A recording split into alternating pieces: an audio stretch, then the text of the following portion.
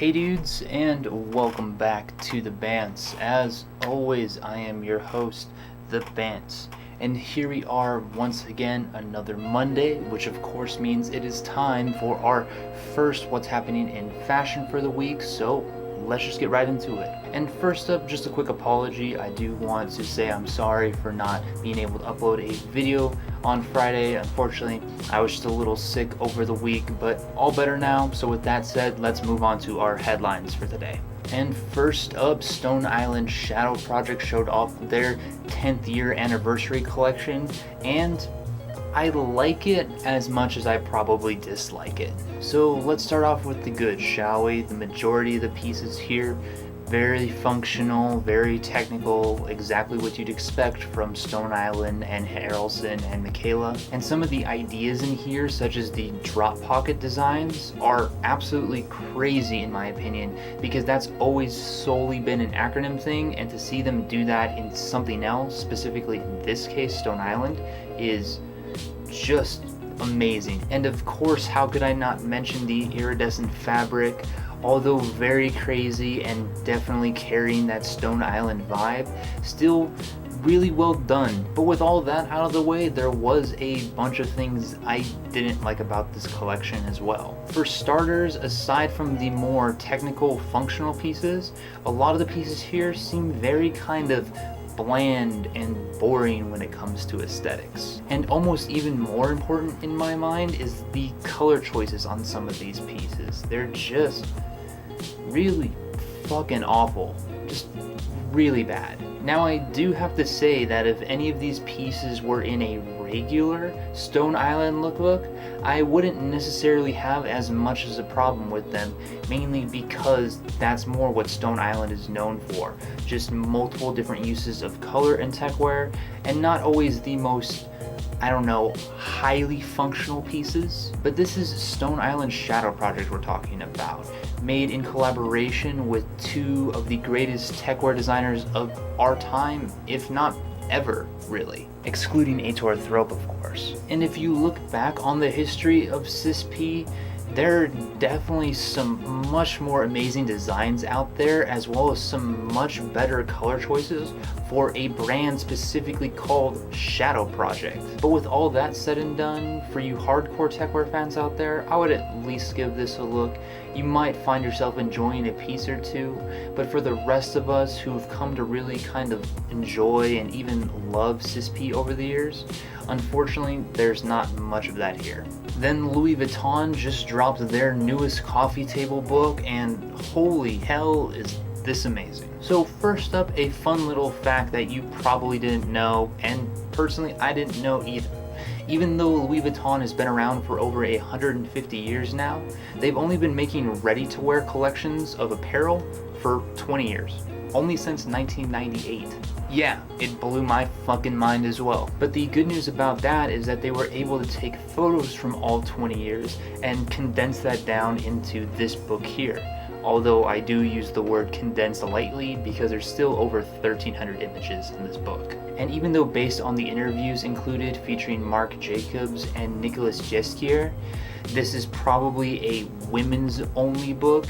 Even so, for the fan of fashion history or fashion and design in general, this is definitely worth a must look, and I will also include the link to buy it in the description down below. Okay, and with our headlines done, let's move on to our art stories for the day. And first up, Juxtapose showed off some images as well as a short video kind of highlighting some of the works that MGM Resorts out of Las Vegas has been also pumping in to some of their hotels and elsewhere to kind of give Las Vegas a more art-filled vibe. And I know in the past we've also talked about how the Palms Casino has been doing this as well, but if you want to learn a little bit more about some of the newer exhibits that MGM has been working with, I would definitely check this out. Juxtapose also sat down with artist Jasper Johns for a nice little interview, going over a little bit of his work and some of the changes he's gone through over the years in some of his paintings.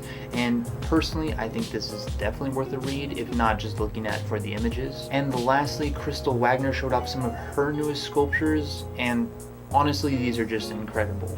If you're a fan of sculpture and just want to see how far it can be pushed to the extreme in both color and shape and even size, definitely check these out as well. Alright, and now moving back into our fashion section for the day.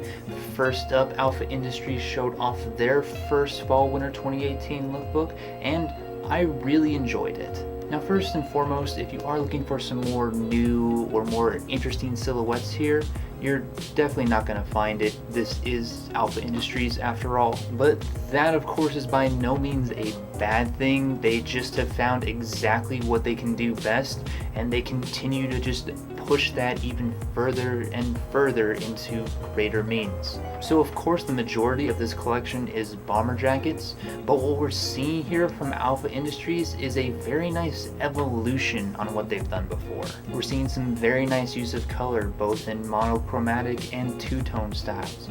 We're also seeing some very nice use of different textiles as well. And we're also seeing some very interesting ideas, such as in that hybrid jacket, which is very reminiscent of things that the Incorporated has done in the past, albeit for a significantly reduction in price. And what I mean by that is that this jacket here is actually around a third of what you'd pay for something out of the Incorporated. And personally, something I'd much rather wear, but that's just me. So I really have to give it to Alpha Industries here for expanding on something they've pretty much done forever, but decided to not just stay a one-trick pony with, which they easily could have done. Then brand Somewhere, that's two words, Some and Ware, W-A-R-E, showed off their newest Summer 2018 lookbook, and although not perfect, I did find some very interesting ideas in here. I found myself really enjoying the use of color, the use of patterns, and even some of the designs and graphics as well. And although I did enjoy most of the smaller aesthetics, smaller details here, some of them just felt a little bit on the cheaper side, which if you're gonna do something like this, you just have to do it correctly in my opinion. And even though this collection is definitely more on the expensive side, the fact that it is all made in the US and also made with completely recycled cotton helps to mitigate some of the costs somewhat. So for those of you out there who don't mind buying expensive streetwear, I would definitely check this out. And for the rest of us who just enjoy seeing some nice designs here and there, it's definitely worth a look. Alright guys, now it's time for something a little bit different. It is time for a pop quiz. And I know that might sound a little bit boring, but just bear with me here. So let's get started, shall we? Maxfield's boutique out of LA just came together for a new collaboration / pop-up with a company. And I'm not going to name the company, but let's look at a couple photos. There's this one here, and this one here, and let's even go for a third one. Let's look at this one here as well. So my question to you, and this isn't a multiple choice question, is what is this brand? Is it Fear of God?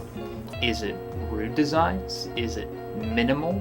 Or is it something else entirely? Well, unfortunately, this is a little bit of a trick question because I'm not going to tell you what brand it is because it doesn't fucking matter.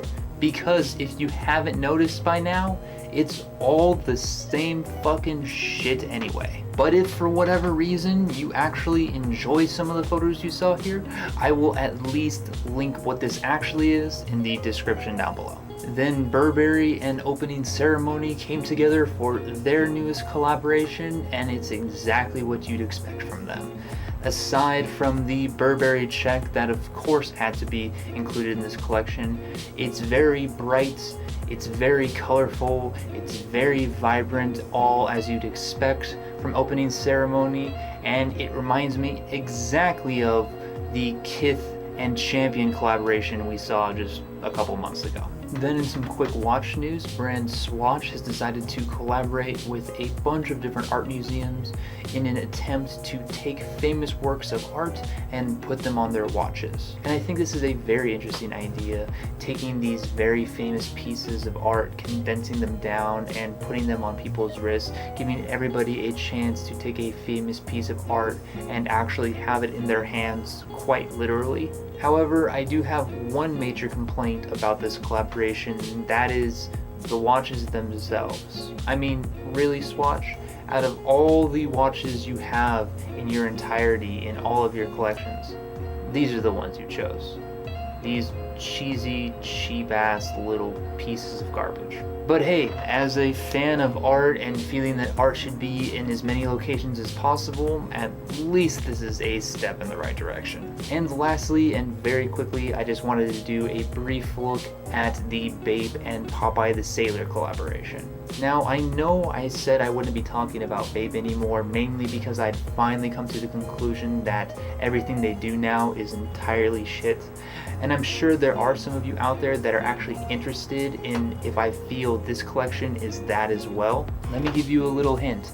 Yes. So we're not going to talk about the collection, we're just going to talk about one specific thing, and that's this graphic here.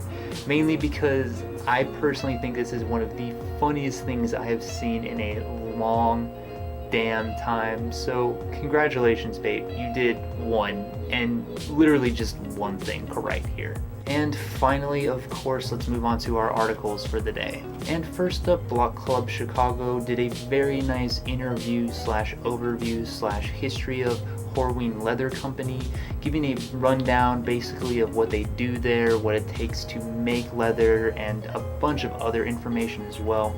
So if you're interested in pretty much any kind of leatherworking or history of American fashion companies, definitely worth looking into. Then Comma Vintage did a very nice guide to buying vintage and secondhand flannels, going over a lot of things you may miss if you're not interested in flannels or new to flannels, as well as dropping a lot of terminology, which is, I think, very important to learn.